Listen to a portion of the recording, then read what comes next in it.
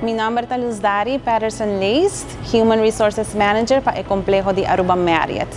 Con un placer me compartir con vos un otro gran logro de nuestro complejo y es aquí está la transferencia y promoción de los asociados. De manera vos lanzar 2025 está un año de celebración, que nos a celebrar 30 aniversario de Aruba Marriott Resort. 30 años que nos está brindando a Isla de Aruba con oportunidad laboral. Den año aquí, 130 asociados a logra transferir a worden promover en nos complejo de Aruba Marriott. Aquí está encerrado con hopi tools, hopi training y con hopi otro tipo de motivación nos asociados a tomar el coraje para aplicar para otra oportunidad de nos complejo mes. Como fundación de nuestra compañía, nos take care de los asociados y está encerrado de quiere de y ayuda para lograr una meta profesional, cual también vira parte de una meta personal.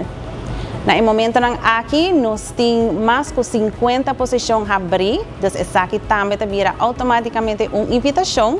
En la isla de Aruba, Natur es una que busca un trabajo con una compañía firme, una compañía establecida y renombrada, que take care de sus asociados, que trata de otra manera familia. Si vos no quer formar parte de una compañía así, la invitación está para aplicar. Por así es aquí, de visitar nuestra página, marriott.com/careers y explorar toda oportunidad que nos tenemos.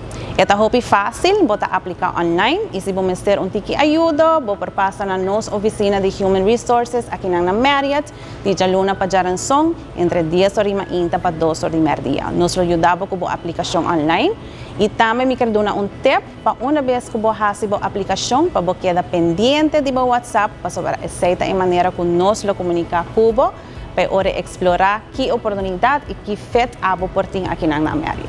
Nos tenemos diferentes oportunidades para por fit cada un talento que tiene fuera de nuestra isla, y por Marriott Aruba Surf Club, Marriott Aruba Ocean Club, of Aruba Marriott Resort y Stellaris Casino, oportunidad en el departamento de Food and Beverage, oportunidad también para liderazgo. En el momento aquí nos está buscando un Director of Sales and Marketing, nos está buscando Restaurant Manager, Assistant Director of Finance y también Casino Compliance Officer. So, si es aquí algo que usted está interesado en, me está invitado para aplicar.